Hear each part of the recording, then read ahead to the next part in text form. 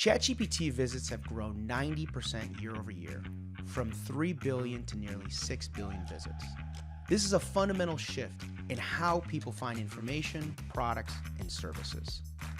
While most enterprise teams are optimizing for traditional blue links, hundreds of millions of discoveries are happening in AI responses. Strategies built around specifically driving traffic from Google links is becoming less valuable while daily users never click through to your site. The question isn't if the shift to GEO will happen, it's whether your brand will take advantage. So how do you transition from SEO to GEO before your competitors leave you behind? I'm Jordan Cooney, and joining me today is Josh Blyskal, Head of AI Strategy and Research at Profound. Today, Josh and I will reveal why marketers need to jump on GEO strategies now and share practical frameworks for enterprise teams that need to make the transition successfully.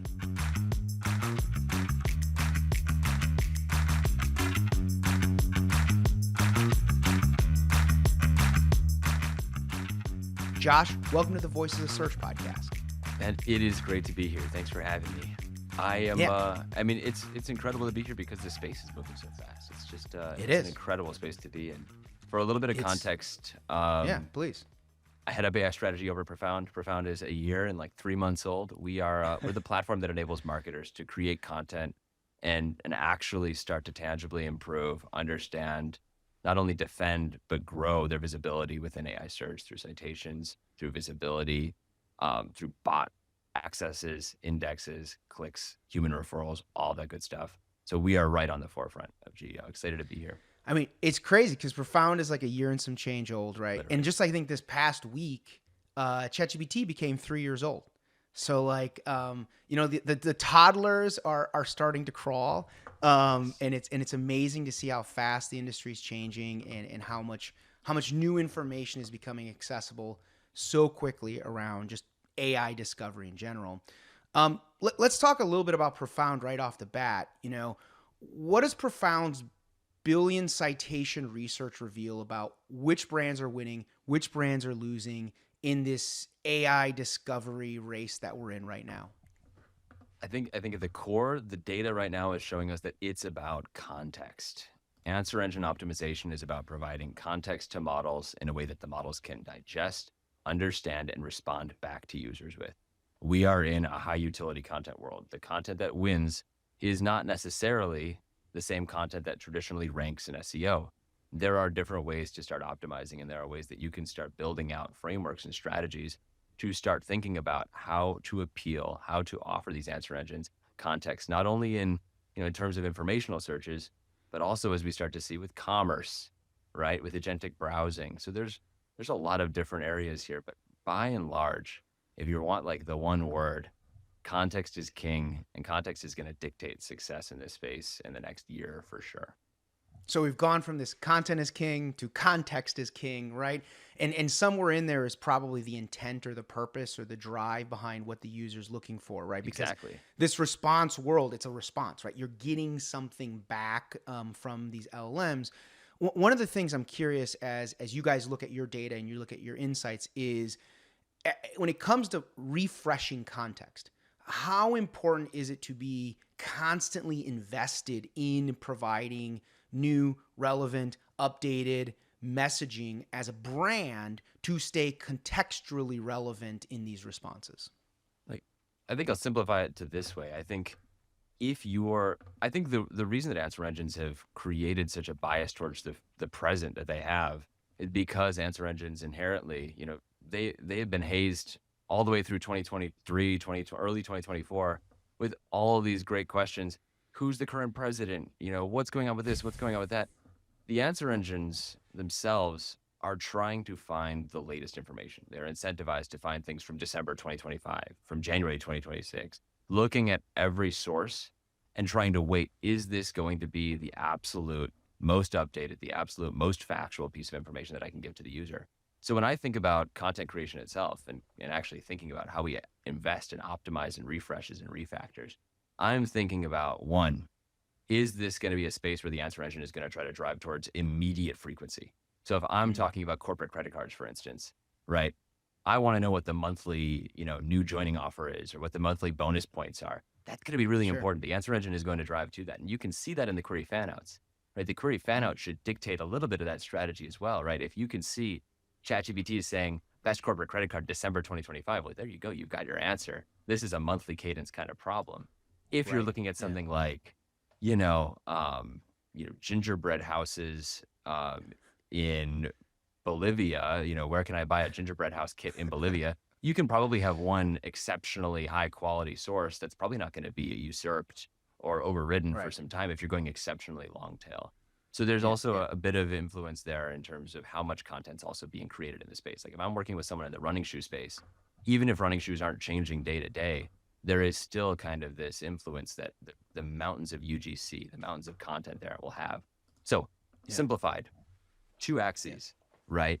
It's going to be the freshness of how much, like the literal freshness weight that ChatGPT places, and then the actual amount of content and actual, volume of information is coming out in this space. So really high, Right. like cell phones really need to be fresh on the tech specs, things like that. But Mhm. also a lot of people are talking about it. Very cutthroat space. So let's before we get into the whole fan out query piece, because I think that that's a really important part of the discovery of what marketers need to know right now. I do want to keep talking about thinking about patterns, data sets that we consistently are seeing and we're hearing about, components specifically around like Wikipedia, Reddit, and the frequency of seeing information from those, and these kind of these additional sources that are building back to your original point around context. They're building context around a brand, their products, their solutions, the what they offer in the market.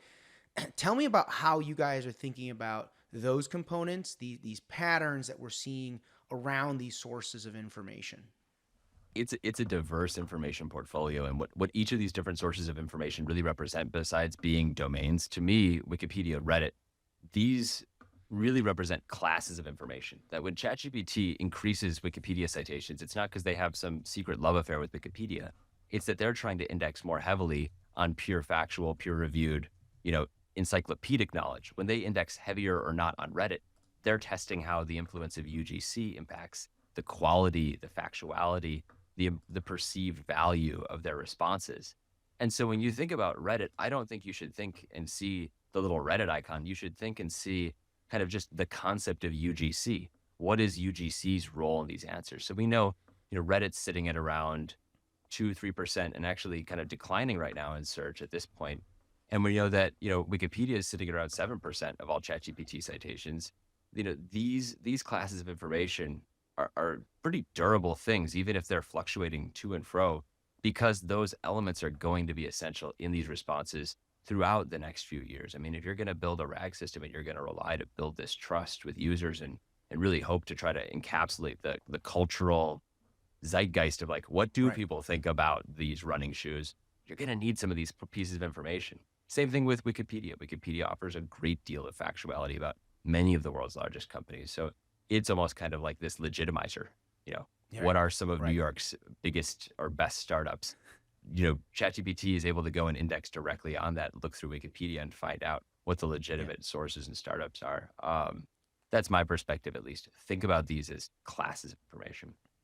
Better yet, I mean, I know you're from Chicago. We should have the debate about pizza at some point. Right. Um, Now that's the real debate that's in Reddit right now, right? Is it New York pizza? Is it Chicago pizza? I mean, this Chicago thing really leaves you're a right about giant amount of food in my stomach every time I eat it. But we can talk about that later. Absolutely. So, really quick though, a few months ago, you put up a LinkedIn post about something that I think is really foundational and key to everyone's learning when it comes to understanding how these AI engines are really reshaping what users need in terms of the internet or the web, right? And that is that there's a huge percentage of um, AI prompts that are focused on generative activities, right? We're talking Yes. about like write X, create this, do something for me, right? Versus this informational path of like, I'm seeking knowledge, I'm seeking a product, I'm trying to shop right now for the best Black Friday things, and it's just too many listicles, and I can't scroll anymore in the death scroll of social media. So, so tell me why this is important, understanding that this is a tool that has a different set of utility that goes beyond just search and discovery, I and that it mean, is something that we use as utility in much of our daily actions. here's the deal. Search has moved from being, the hallway. Search was the hallway, right? It has Mm-hmm. moved from being this hallway where you pass through it to get to these rooms to being the room itself. Search is where things happen. Search is Mm. the party. I don't need to go Yeah. find the party. I'm in the party. Yeah. I'm on chatgpt.com. So, Right. Right. it has moved from being the means to the end itself. And in doing that, we've proven a few things. One, that the future, everyone's trying AI. Healthcare wants AI. Everyone wants AI. The military wants AI. We know that Right. Right. in the search industry, AI is an improvement to the UX. Users enjoy searching through conversations. So regardless of what's going to happen with ChatGPT, regardless of if Perplexity is going to come out with an awesome new thing, conversational search is here to stay at the very minimum. Now, what we think is really exciting about that is that these conversations go from being about discrete, like I am directly asking for information on how to build a marketing plan, to now I want to create a marketing plan. How can I do that? Oh, here's how to do it. Awesome. I got 15 new leads that came back next week. How do I track all that? Oh, you should try HubSpot, Zoho, Salesforce. Boom, boom, boom. Yeah. These problem conversations, people start with kind of a problem that they have or a need that needs to be solved. And they eventually, through the process of needing to solve this problem, the thing that we find is much to brands, jubilation, much to their happiness, Right. 47% of these conversations actually feature unprompted product recommendations.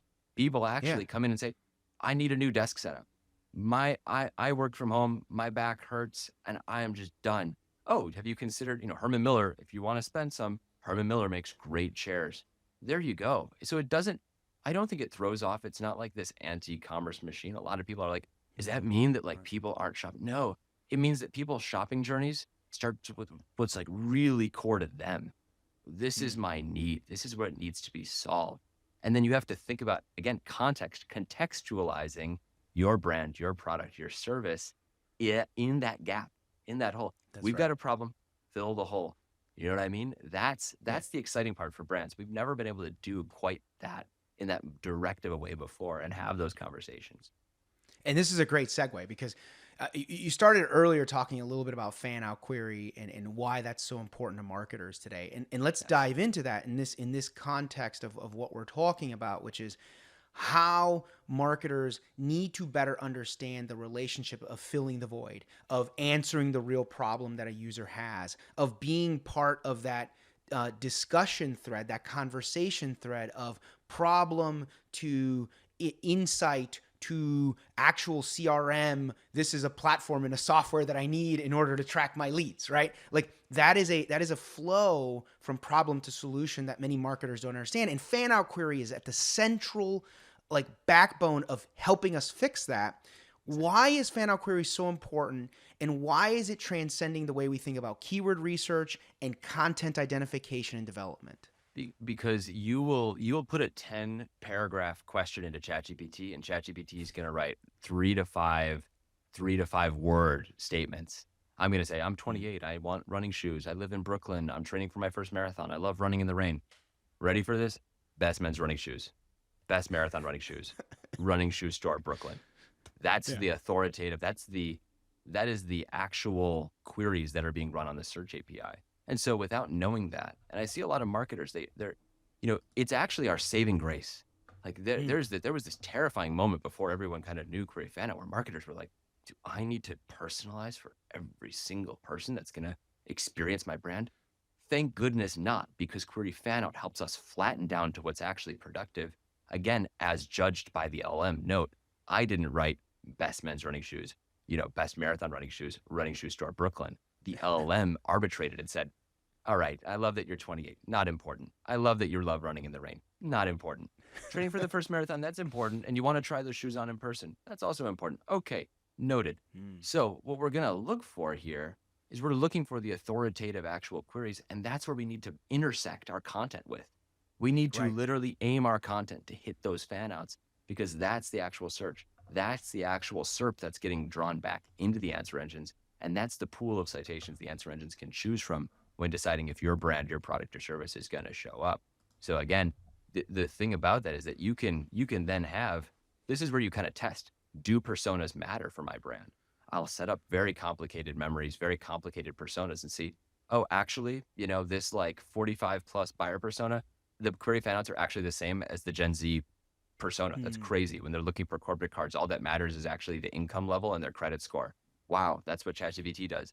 I don't have to sweat, best credit cards for seniors, best credit cards for, Right. 40 plus, best credit cards for first credit card for Gen Z. You don't have to make this piece of content. So very cool. Anyway. Yeah. But historically, right? So as SEOs and Yes. as now I consider myself on the older spectrum of the SEO. I'm part of that persona, Oh, no. I guess you might say. I used to think about long tail strategies, right? Let's create these programmatic plays and let's get every single color, every single size, every single deviation of, user that I could possibly think of and create an individual page that targets that specific user. And what you're saying is with the fan out query data, we can better justify where we are going and where we are producing content because not everything applies to our end customer or our end user. So let's dive into that for just one more second, because I think fan out is just a massively underserved topic right now in our industry, because I actually think it's one of the most important utilities that we can utilize in our strategy for doing great content work, doing great website work.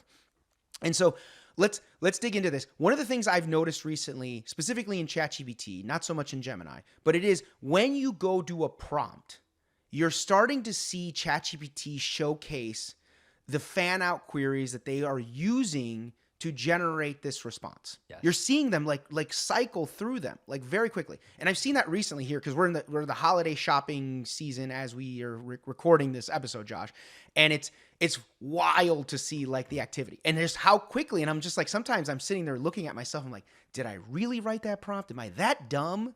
Because ChatGPT did a much better job of concisely making the question that I'm putting in. So let me ask you, how is it that we get to this data, and how do we get to this data accurately and quickly, specifically fan out query data? Oh my goodness. I actually just posted a LinkedIn piece about this last week.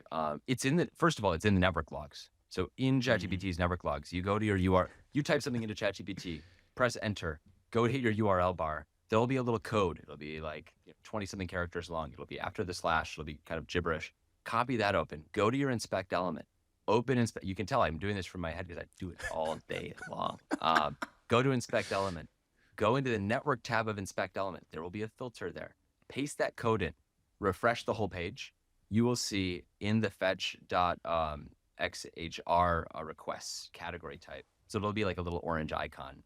It'll be the same ID. You click that.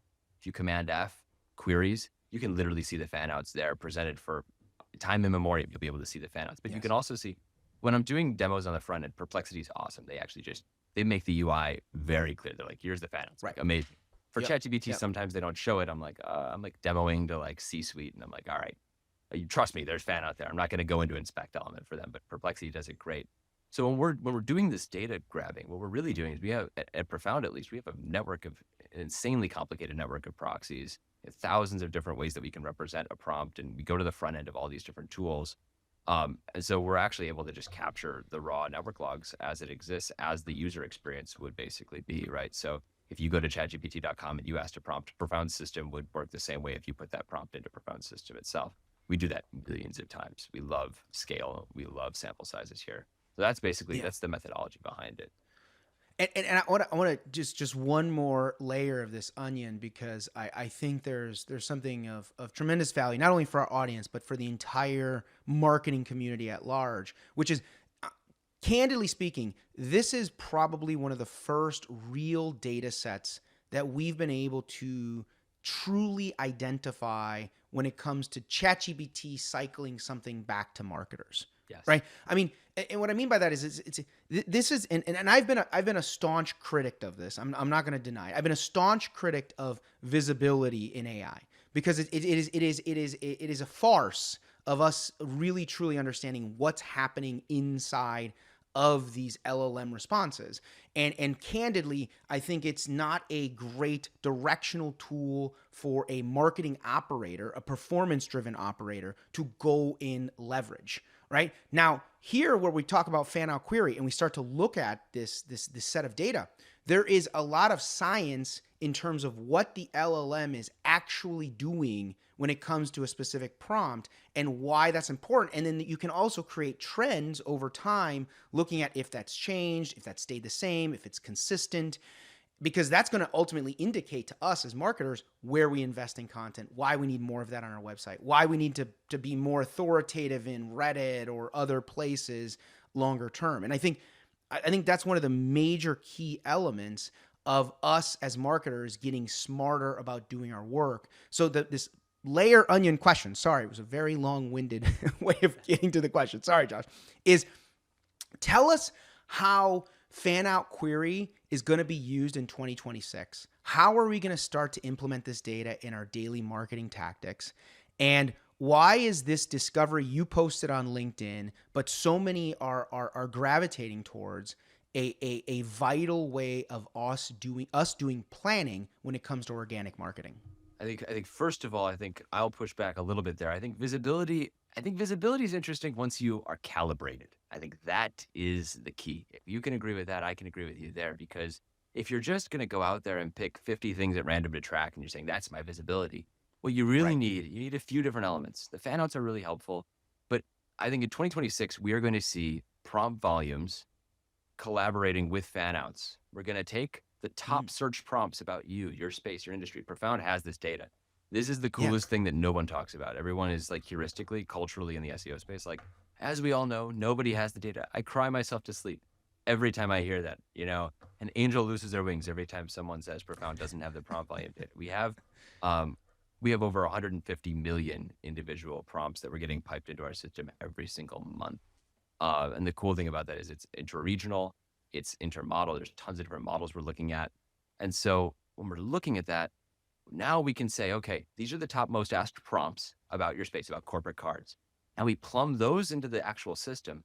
Now, what are the fan outs for the most frequent prompts, period? Now what you've got is you've got actual volume confirmation, and then you actually have the simplification of that real volume. So now I know these are the questions people are asking, and then these are the 3 to 5, key phrases or pieces that I need to orchestrate my content to win towards. And maybe that's going to be something that, the rest of the SEO world is totally not tracking. Maybe there's a word that they're in. Maybe it's monthly. Maybe it's changing the word corporate cards to corp cards. Like something so benign could change the way you're going to start to structure your content. I'll change my title tag, right? Don't mind if I do. If I'm thinking about this for 2026, prompt volumes are going to be at the core of everyone's strategy. Everyone wants to know, if we don't get clicks, if attribution is as hard as it is, which it is, attribution is still completely broken. I need some volume confirmation here. I'm not going to be comfortable making this kind of work make sense up to the C-suite unless I know these are the number of people who are searching this prompt. And I think there's a multi-billion-dollar startup sitting out there just to solve this like attribution problem of people, copy pasting the name of the product they saw that was visible in ChatGPT into Google and then transacting there. Like what we know from data is that Google, for people who are using ChatGPT to evaluate products, Google's basically relegated to the navigation and transaction layer. ChatGPT is the actual consumer decision journey. That's where it's happening. Like I said, come in with the problem, contextualized answer, feel like you have emotional buy-in to that actual, product that's solved, then go and transact on it, make the decision. So let me ask you this question, because you brought up prompt volume, and I think prompt volume is a really important a piece of this puzzle. I mean, I know it's a segue from fan out query, and I still do believe centrally that there's a big piece of the marketing strategy that relies on that. Yeah. Well, let's go back to prompt volume and let's go dive into that for a second. So as we think about prompt volume, one of the big differences that I'm aware of right now is that LLMs are a much more fragmented market than search has been, because search has largely been dominated by Google and many of the, let's just call it, developed nations, Yeah. We'll go with the World Bank definition for now. And then there's a handful of other countries where there's other search engines, South Korea, China, Russia. But the reality is that like largely Google's been this central theme. And historically, there's been this great exchange of data since about 2002, where Google had created this lovely thing called AdWords. And what companies did is they would pay money to this company called Google to have ads in the search engine. And in return, Google would give them data, lots of it. They would give them at one point data on the actual query. They would give them data on the user. They would give them lots of data. They've since declined the amount of data. We can talk about that some other day.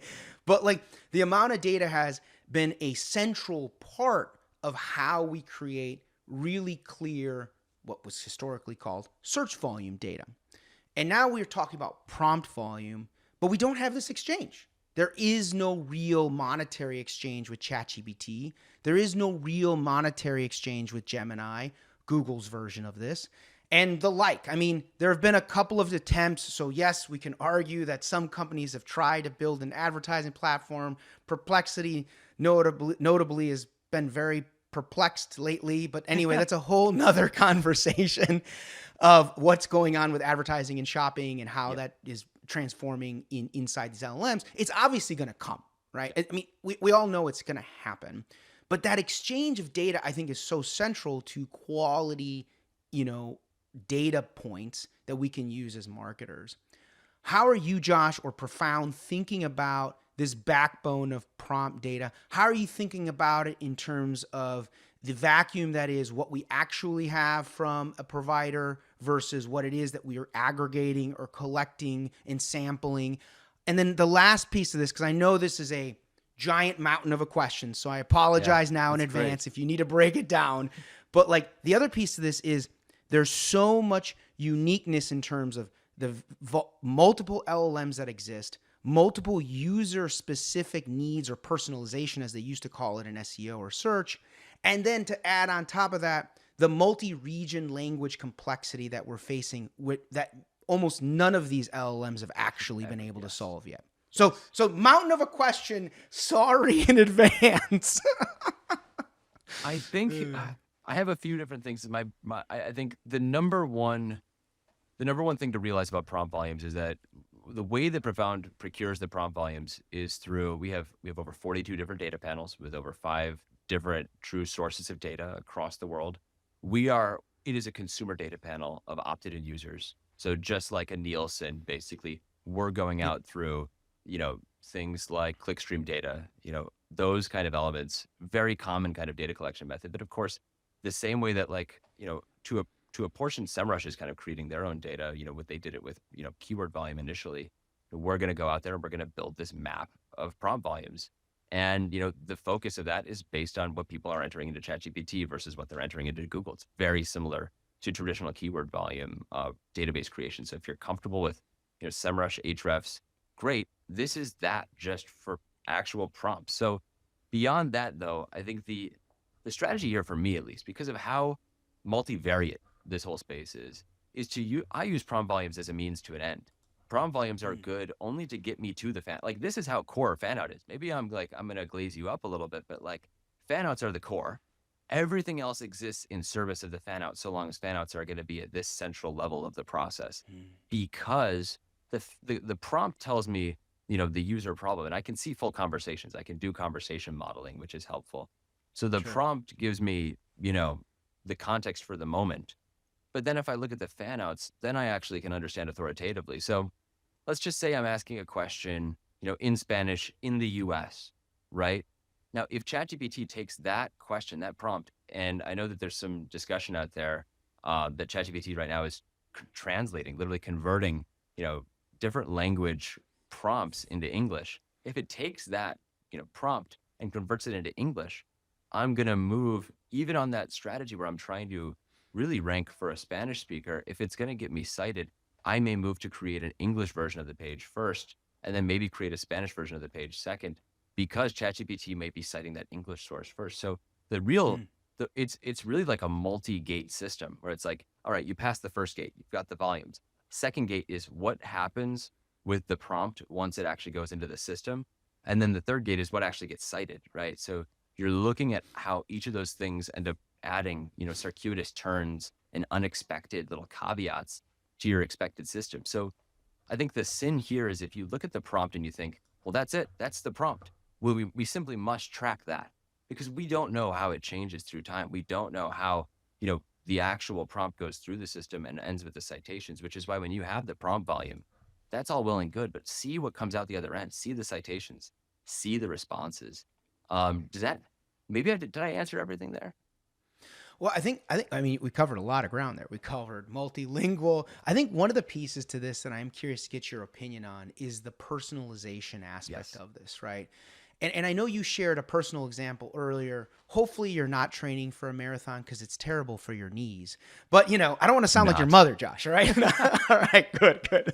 But on this note of running shoes, 28, like the rain, like there's also a ton of other contextual nature that an LLM can use in a much deeper way that a search engine probably couldn't, or could you only use maybe historical reference, like, oh, this is a user who loves visiting New Balance, so I'm going to try to serve up New Balances in the shopping feed, right? Like, and we know that Google's been doing that for a long time, but LLMs have this unique capability where they can actually know a user's much deeper intentions or desires because they're building context, right? So I may even at some point have prompted to say something like, I want to try something different from New Balance, even though New Yes. Balance is something that I visited over and over and over again. Google would never get that, right? The Google search results would still show New Balance options, right?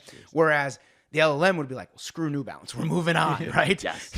Brooks it is. So the question for you is, how do you think about that component when of personalization when we think about both prompt volume, but also let's take it a step further and talk about fan out query as well.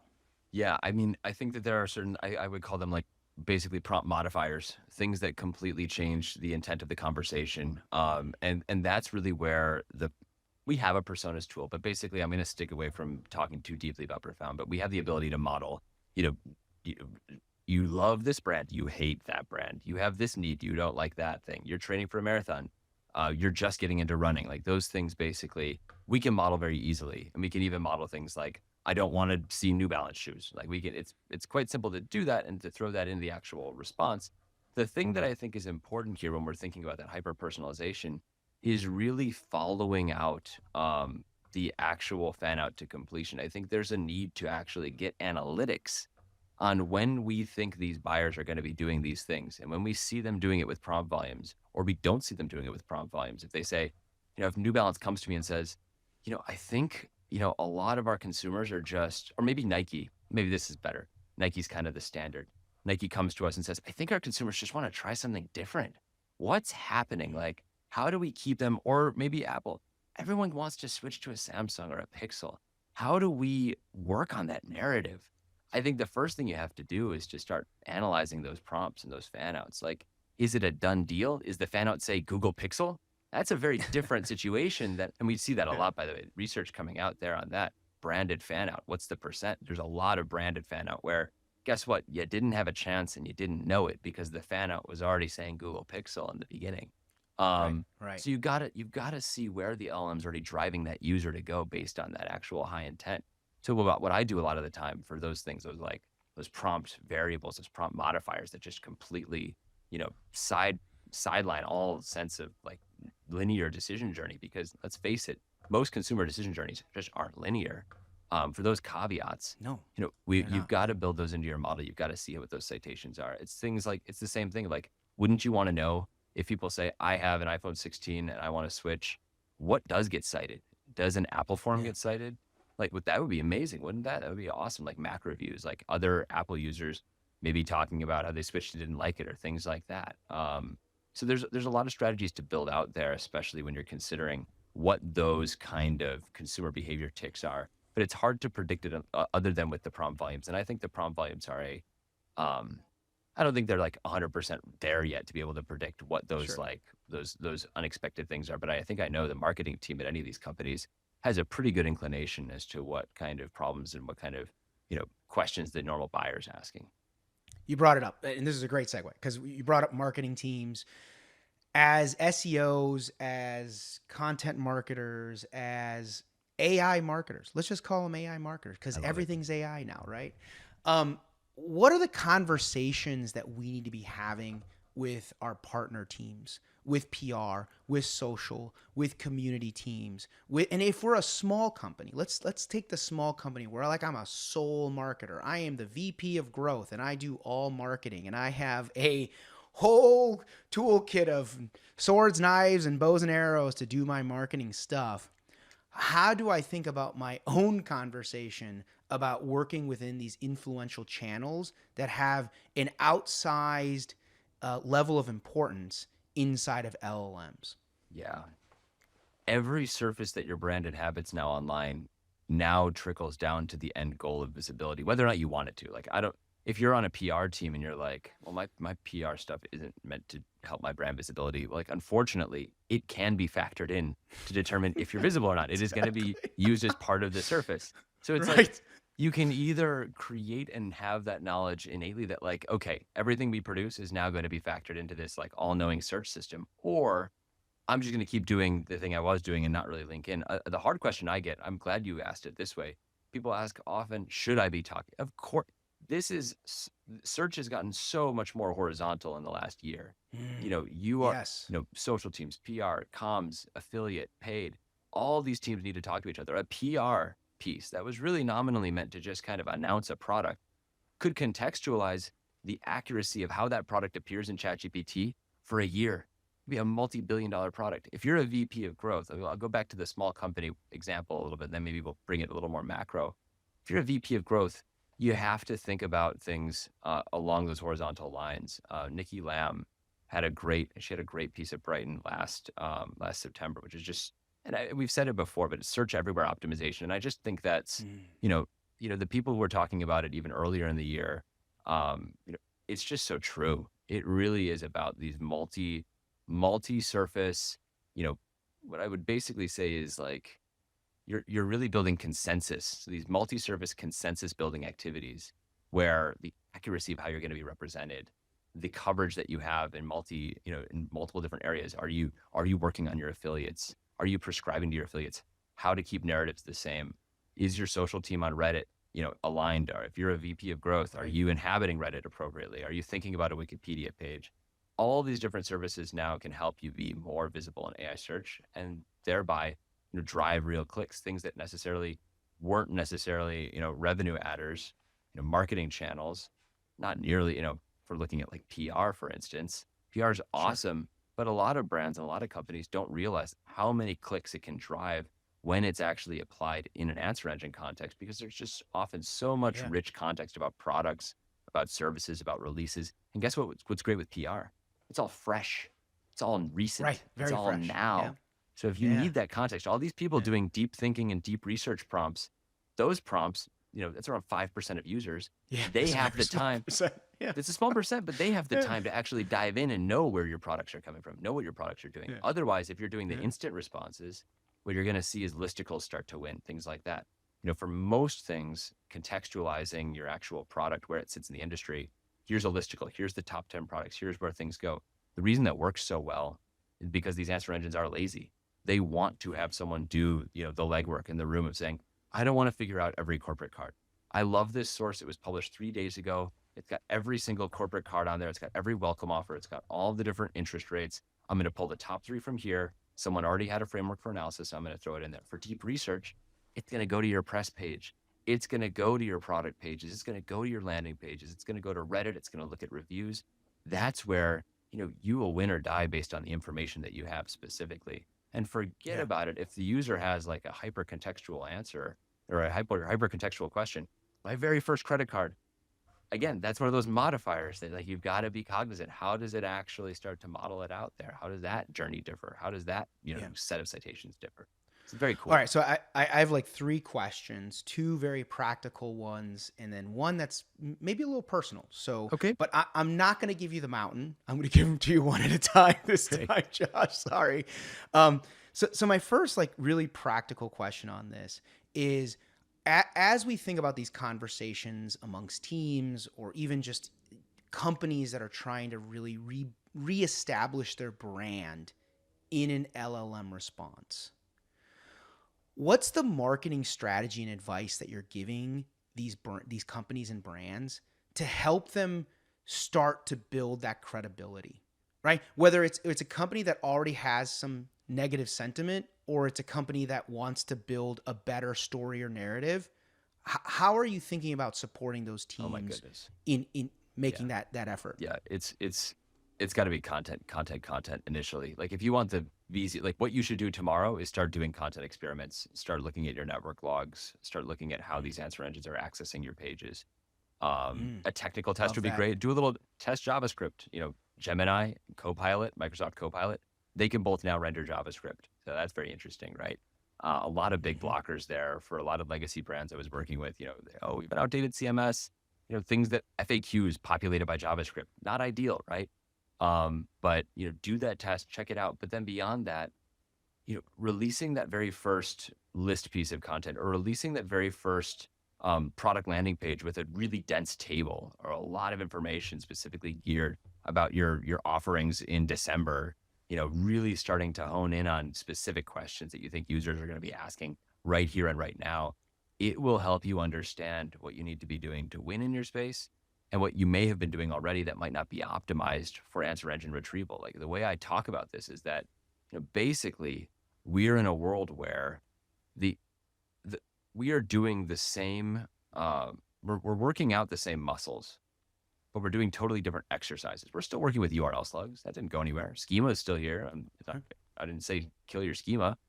You're working on page content. All these things are still. That would be very scary Yeah, advice, Josh. terrifying. Very scary. We're still using the same units. We're using them in slightly different ways. And so thinking about exciting ways to do that is going to be important. I mean, for SEOs, very clearly, this is a huge moment. CMOs, your C-suite, everybody is looking for someone to raise their hand and say, I know about structured data. And these scary systems that rely on so much structured data, this is actually an extension of what I already understand. I have the context. I'm here to play. I'm ready to go. And the same thing with e-commerce. I think e-commerce is this.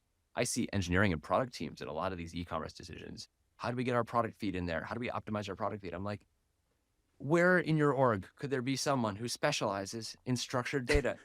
Could it be the search team has some knowledge here? And they're like, oh yeah, that would be good. The search team has such a mandate right now to raise their hand and say, we can help with this agentic commerce thing. We can help with instant checkout.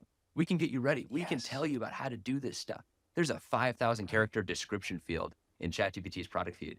Where are my SEOs? Where are my SEOs doing that work right now? I love you all, and I want to see, I want to see hands raised in the world, in the industry. It's amazing right now. The opportunities are just abounding.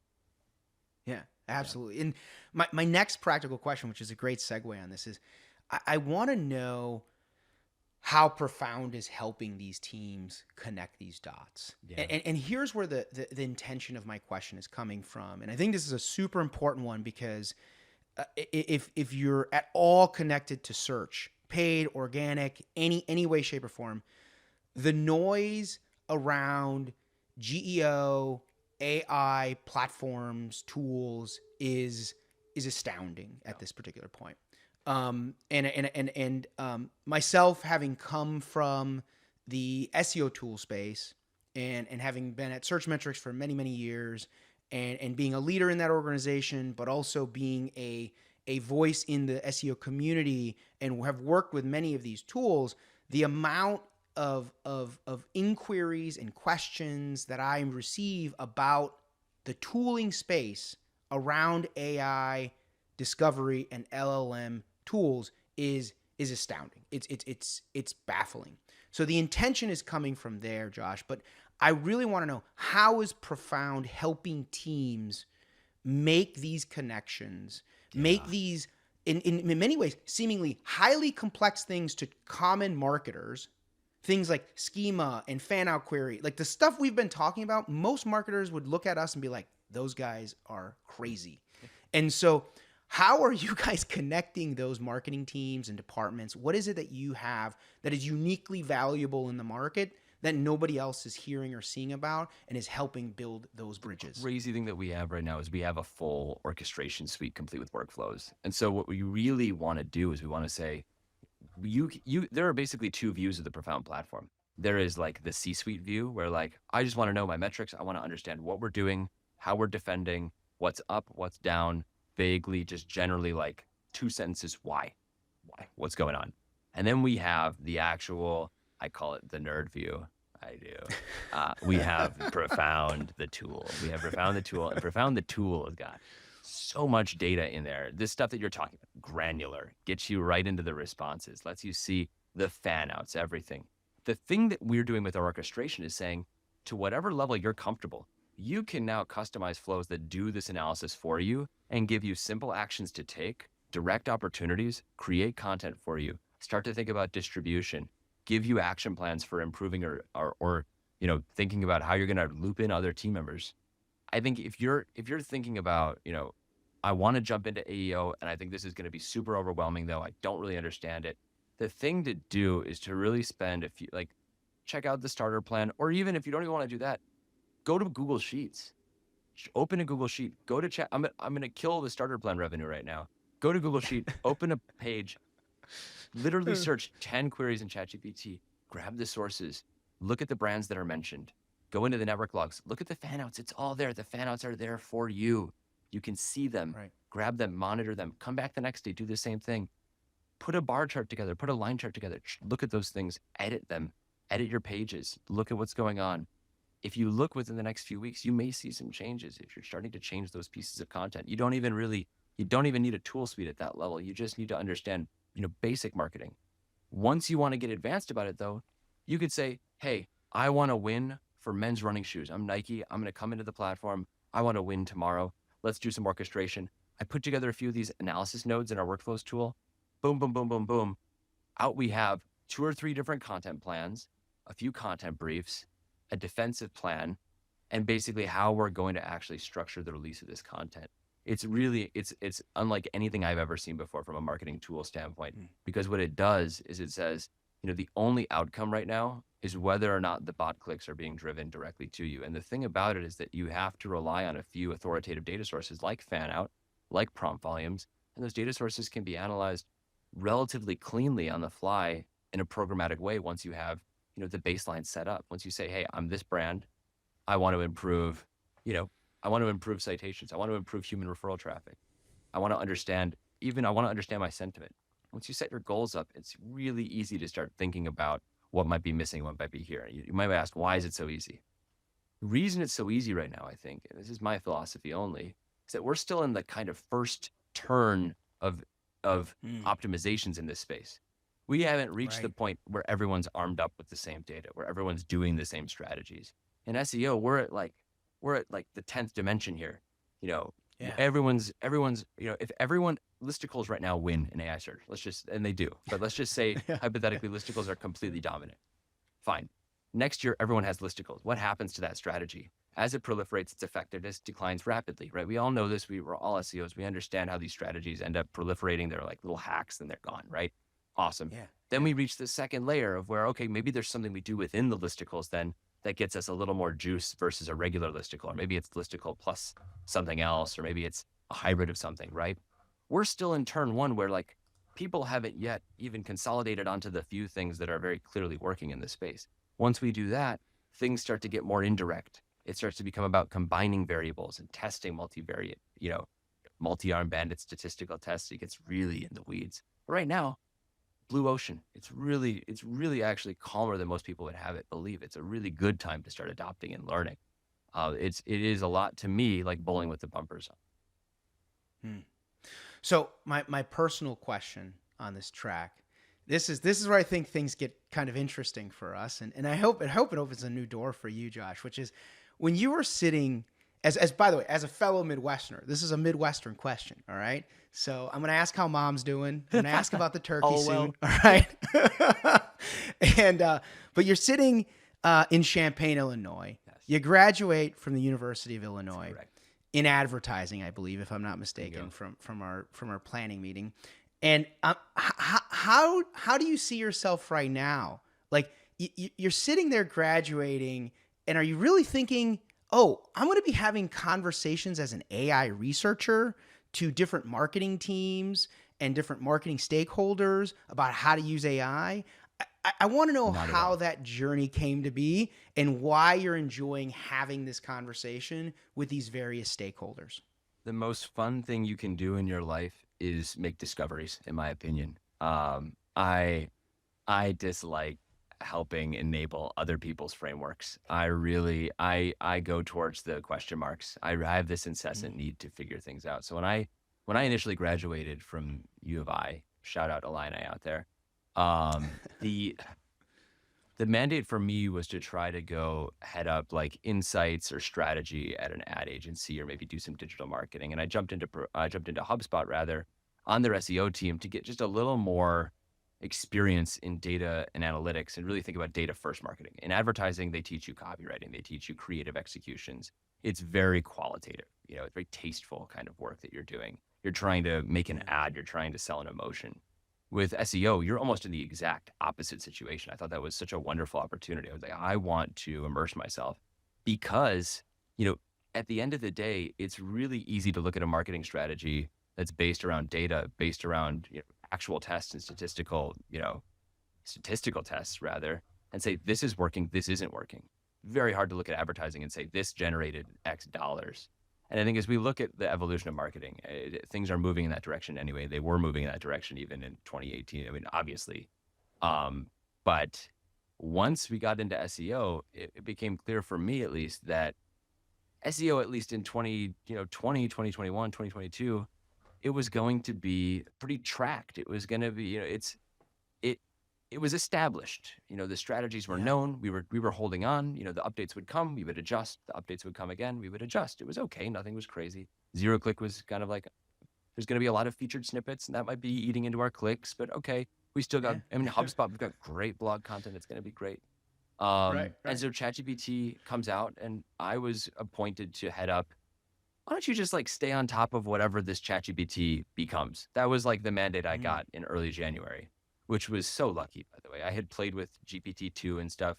I always joke with my wife. My wife was peeved at me. I was in my stats class. I was sitting with GPT-2, just generating nonsense jokes, whatever I could make it generate. She's like, you need to focus on your stats. We're like, this thing can like talk. It's garbage, but it can talk. You don't understand, honey. This is good jokes. This is material. This is stand-up material. I will be 100% honest and say I never thought that would be my work. I will be the first to say I thought it was a neat toy, a neat tool. And then when ChatGPT came out, that is when I realized everything was about to change, because my aunt, my grandmother, everybody was talking about it. And it's those moments, the same way with Bitcoin. Once grandma starts talking about Bitcoin, you better hold on. Things are going to change in the world. No shade, grandma, but like it's going to change. As a whole movement of society, and as things are moving, AI is getting bigger. I launched with David Groeschel, really talented marketer. He now works. Yeah. He runs his own pickleball company. Very cool guy. But he and I start the AI marketing solutions team over at HubSpot.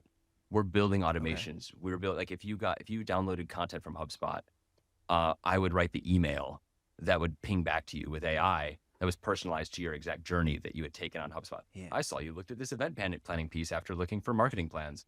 Do you need something about like measuring leads after an event? Here's a blog post. It was awesome. Really cool stuff. That was early days of AI.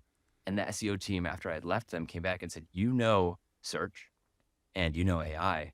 Do you want to build HubSpot's AI Search Creator? So they brought me on back again to collaborate very closely to build AI Search Creator. And that's early 24. By late to mid 24, this was taking off in a pretty big way. Profound had come out of stealth. Yeah. And I thought, well, this is it. I mean, I was pretty good at AI search over at HubSpot, and I was like, I want to do this. I want to just lean super hard into this. We are not going back to blue links. Conversation, the UI, the UX, it will change fundamentally. And with that, marketers are going to need to adapt. That's my mountain. I gave you the mountain back. That's a long answer, but it's true. No, it's awesome. Totally I love it. Unexpected. Thank you. Yeah, I love the story, and I really appreciate you sharing. That's awesome. So, last question here. Yeah. In terms of just general direction of what's happening with AI discovery, I have to ask this because we're in the middle of holiday shopping, and it's really about just agentic commerce Yes. and how fast this is moving. And here's the brass tacks. I think this is a testing year for all the LLMs. They are screwing around and seeing how consumers are really going about shopping so that they can be ready next year to make a ton of money. And I think that we're seeing really crazy iterations and changes. Even my team, we've been playing around with we have a test that we're just about to release where we tracked what ChatGPT was responding with prior to Black Friday, so last Friday, and then we're just by the way, we're recording right after Black Friday, and this past Black Friday, and it is like night and day. They're just crazy different responses, totally different fan out queries. They're just adapting so fast as they're seeing users behave differently because the immediacy and the desire in a moment of shopping that is something like Black Friday changes by the second. So anyway, tell me how you're seeing agentic commerce. What are the key foundational elements that are required for marketers as they not only think about the rest of this holiday season, but even next year and they plan for 2026? Everything is going to come down in a year's time. When we're thinking about commerce, we're going to think the idea of like web-based RAG for commerce is disgusting and gross, and what an incomplete and gross system that was. If I ask ChatGPT, I want to buy a men's belt from Macy's, what's in stock? I do not want ChatGPT to go try to scrape Macy's website. In the future, ChatGPT is going to it's going to use a connector, it's going to use an app, it's going to hit Macy's backend, it's going to say, hey, Macy's, what's in stock? Macy's is going to say, this is the belts that are in stock. ChatGPT is going to say, thanks, I'll show this to the user. This is the future of commerce. It is going to be database driven, it's going to be feed driven, it's going to be connection backend driven. It's these merchants are going to start integrating, and we're all going to see those integrations coming to full fruition. Now, what the user behavior right now, this is what I predict at least. Non-technical, the more technical spectrum, right? More technical products, more technical your product, the less likely you're going to use agentic shopping to actually transact and actually purchase in the model. I don't mean that you're not going to come to a decision. I for one have like decided my dream car based on what ChatGPT has told me my dream car should be. It's like, yeah, you're a Ford Bronco. I'm like, great, thanks for telling me. But I'm not going to buy that through, ChatGPT's instant checkout. Whereas if I'm going to ask, can you please plan me a party, buy me some napkins, a key lime pie, and get me some foldable chairs, I feel very comfortable just dictating that off. And so there is this kind of like need. And when I say technical product, I mean anything from like a car to dog food. I want to know the formulation. It's important. Credit cards. Yeah. Those kind of things are very technical products. They require a lot of time and consideration. But for this kind of like non-novel shopping is a chore. I see that as where ChatGPT really should start to optimize in the short term. See if they can get users to just get comfortable with doing this purchase and buying it. Like for me, maybe I'm a little antiquated, but when I even buy concert tickets, I don't do that. Like I sit down at the desktop and I purchase them. Like it is I'm going to buy them on the desktop. It's a desktop decision. It's a desktop decision. Same thing with planning trips. This is a whole new persona, Josh. The desktop buyer versus the mobile buyer. I'm going to sit down. I'm going to buy my flight on the desktop properly. I don't want to click anything wrong. The real situation is just, it's a level of... Damn it, that's in row G. I didn't want G. I need to be in row C. It's true. So we're looking at these things and we're like, okay, the consumer is probably going to be non-technical for the short term. And a lot of these conversations and conversions are probably going to happen through back-end systems. If I'm a brand right now, if I'm thinking I'm a 3-person plumbing company, what do? I think you don't have to have a Fortune 500 resources to start winning in this space. Start thinking like a Fortune 500. In that, I work with Fortune 500s all day. They're not all in the product feed. I have 2 of them are in the product feed right now, and one of them's half in the product feed. Anyway, we are looking and thinking, how do I translate my plumbing company into a product feed? Look at the product feed spec. So say like, pipe cleaning is $75. Here's the description. Here's the thing. It's a service-based thing. Here's how I would basically translate that into a JSON object so that when someone says, what's the best, pipe cleaning, my pipes are eroded. How do I go there and get this? I'm in Minneapolis. Paul's Plumbing shows up, boom, boom, boom. Because in the description field, you said, we're a plumber based in Minneapolis. We do full service plumbing, blah, blah, blah. We're certified. We do this. We're board certified, whatever. We do all this stuff. This is how you can start thinking about it. You don't have to upload your product feed just yet. But you do have to think eventually when this starts to come through, how are you going to contextualize? What is that going to look like for you? And Yeah. it's important. So now is testing your. Absolutely. And I couldn't agree more with you. Data and feeds is going to be the central, most critical component to winning in commerce Yes. in the next year. But there's going to be moments in time. Yep. And these moments in time is where I think the creative components of commerce are going to come into play.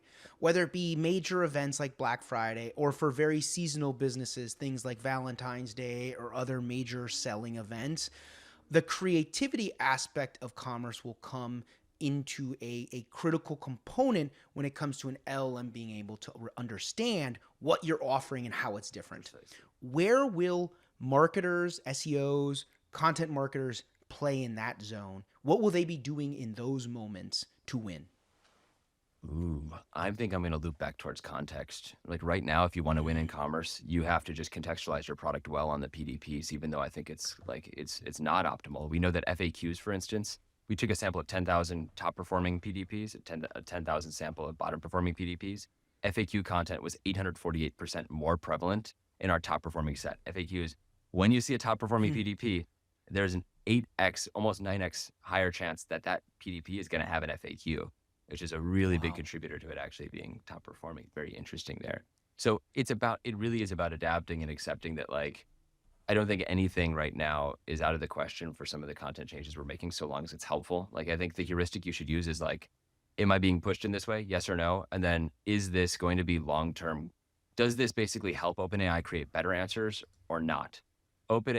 You want to be in, you want to be in lockstep with OpenAI. You want to think, if I'm OpenAI, do I look at that piece of content and say, oh my goodness, I wish everyone created pieces of content like this.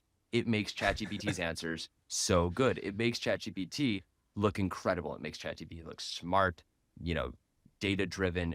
This answer was awesome, and the source that provided it was flipping amazing. That's the mandate. It's like, how can we align ourselves? Because it's the same way with Google. SEOs are probably rolling their eyes. They're like, yeah, 4 letters, buddy, EEAT, bud. That's the situation. I get it. I'm with you. But I think there's a wider world of marketers that have an interest in this space, and everybody needs to get online with that, because people will see 848% FAQs. And the deal is this: not everyone knows that that doesn't mean just go out and start adding random FAQs. That means you got to align yourself. I got to say it. Yeah. I get a lot of flack from SEOs. Like, it's very similar. Like, well, not everyone's an SEO who's jumping into this space. True. True. Very true. Okay, Josh, let's now move over to our lightning round. I'm going to ask you some AI search related questions from this week's topics. And we're going to dive into how this is kind of the death of the blue links. So you ready? Okay. All right. So first one, buy or sell. Are you buying or selling that AI citation dominance will be the new form or leaderboard in 2026? I buy it. Citations are the new clicks. Okay. Citations are clicks, but from bots, basically. Right. All right. And for our listeners, why citations are unique. And I really want you to dive into this piece. Why is it so different from a click? And how is the click versus citation going to become this kind of new paradigm? I think, human referrals are changing, right? Like the zero-click experience we know is already going to be happening. But I think the important part is realizing that you are getting clicks from somebody. It's just, who is that person? And that person has kind of shifted from being, a pathing, information-seeking sentient human into someone who is basically given a mandate to answer questions instead. I am going to get clicks on Profound's website from bots who are seeking to answer people's questions. I'm going to get interest in that way. And so we can understand a citation basically as a stand-in for a user. That's a real user who's basically seeking information where I provided context. And if you're looking at your network logs, ChatGPT user, that's the user agent that ChatGPT uses when a real person's on that other side of that question, and somewhere in the world asking a question about you. You see that citation come through. That's a real moment that you basically, in my opinion, you can do some math. You could say, hey, I'm pretty conservative about this. I don't buy that. Fine, reduce it by half. You would have gotten a click though. That's a moment where your brand provided an answer. You were valuable there. You were important on the web. So that, to me, citations are they're a golden metric because they don't depend on referral traffic. They don't depend on clicks. I think clicks are very fraught. I talk to teams all the time. They're like, we should goal ourselves based on human referral traffic. It's like, well, we're probably not heading in a direction where the UIs and the UXs from these tools are going to drive towards that anyway. It's a really hard thing, but what we can do is we can make you more influential in the questions that people are already answering or asking. Yeah, I love it. Okay, next question. Crystal ball. What unexpected brand or vertical do you think will thrive in the new AI generative world? Oh my goodness, such a funny thing. Oh, that's a good question. Brand or vertical? I think that brands that typically have, I think brands that have a lot more to do with their brand than just being a place to sell or buy products are going to have a lot of fun in the conversational space. Maybe that's not the question, but I think brands that have a lot of ephemera built up around them, a lot of brand storytelling, they're easy to interact with. They're interactive. I think brands that can make themselves into more of an information hub, like really thinking about yourself as a publisher, if that makes sense. It provides rather tremendous opportunities to influence conversations across the board. Like a HubSpot. I could converse with HubSpot about how to do marketing and how to think about this and how to think about CRMs and things like that, because there's just so much brand ephemera. There's so much of what HubSpot is with inbound and all those different things where, you know, it's very different than, a company that's just out there to say, hey, we sell, precision drilling equipment. Very difficult for me as a conversational user, if we're talking about conversational search, to understand, the different areas that I might want that, precision drilling equipment or how to contextualize. And it serves brands and interest as well. If you're able to contextualize people's, great example. Someone says, how to tie your shoes in ChatGPT. ChatGPT is never going to say to tie your shoes, buy a pair of Converse All-Star shoes and then go and tie your shoes. What ChatGPT is going to say is, here's how to tie your shoes. Also, there's here's an article by Converse that says 8 crazy new ways to tie your shoes, crazy knots to try. Converse basically owns a walking billboard on every ChatGPT chat where someone asks that question. So in that, that's what I think it's hard to grok what I mean. But those examples, it's like you're building inroads to you. This is who I am as a brand. And you can do that in ChatGPT where everyone thinks it's all gray and flattened. You can actually have a lot of fun by contextualizing what you're doing. Love that. Love that. All right. Next lightning question. Trend or trash? Enterprise brands will shift budget from traditional content generation to answer engine optimization investments. I think enterprise brands are going to shift budget from traditional content generation to AI generated content. I think that's trend. I think most AI generated content is not.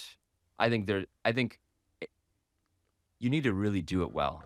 AI generated content is not meant to just be this no meat on the bones. Here's some written words. The written word is basically, it's priceless in the wrong way. It's zero.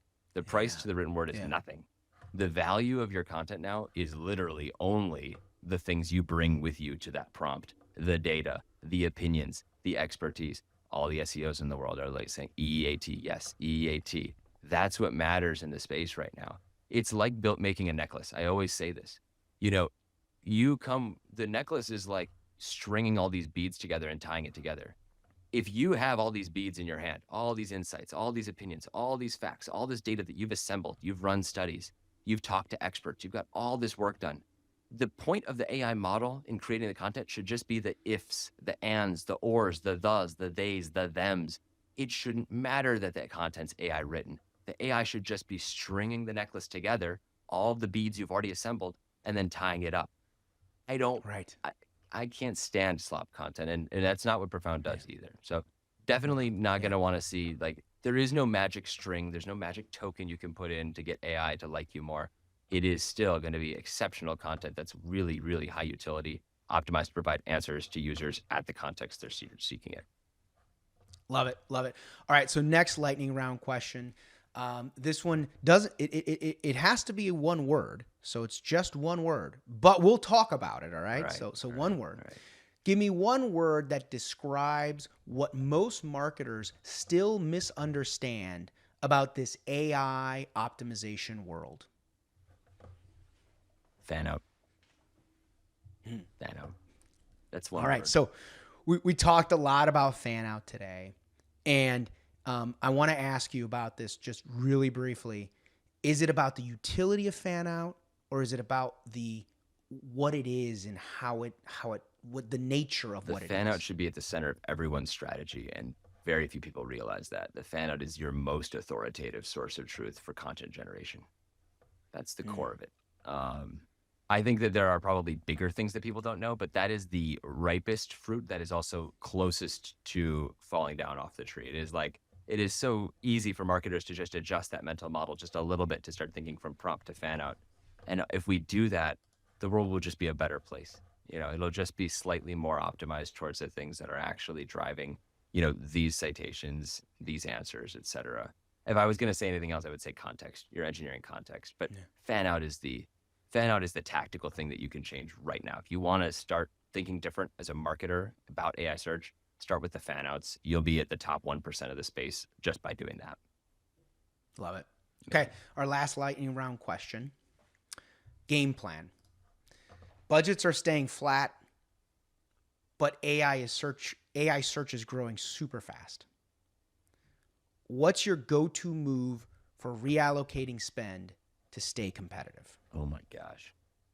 I think the thing that you have to realize is that basically creating AI strategy it should come out of the same budget as your search strategy.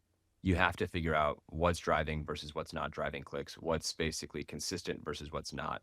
I mean, things I wouldn't pay for right now, I don't think I would pay too much mind into, well, let me think about this for a second, because I think it's complicated to say you wouldn't pay mind into like doing a ton of backlinks right now. I wouldn't pay too much for backlinks. Like I would move budget away from backlinks in the short term, at least right now, if I'm thinking about like what area of SEO right now. We did a great study on backlinks and how they correlate with AI search. Basically, backlinks, like having a few backlinks is actually really good. Like 2 or 3 backlinks for a piece of content gets it basically into the AI's consideration set, which is really crazy. But then the actual relationship it deteriorates. It's just like, yep, you're good. You passed the vibe check. The interesting thing there is that like the semantic backlink is almost as important or equally weighted as a true, inline linked backlink nowadays.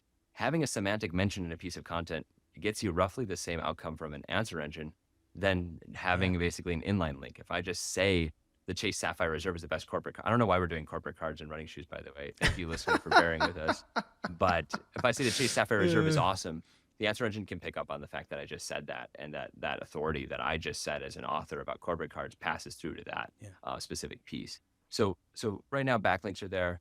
I don't know. I think every org is very different though too. Very different challenges across orgs. Like if I'm an enterprise, I mean, this is just one of those things you're going to have to find budget for. If I'm a small company, I think spending the money on monitoring this stuff is essentially important just to even understand, the baseline of like, how do we show up in these spaces?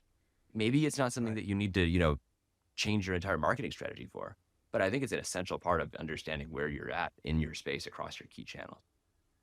Yeah. Outside of search, are there budget areas that you think don't help improve your AI visibility, AI observability?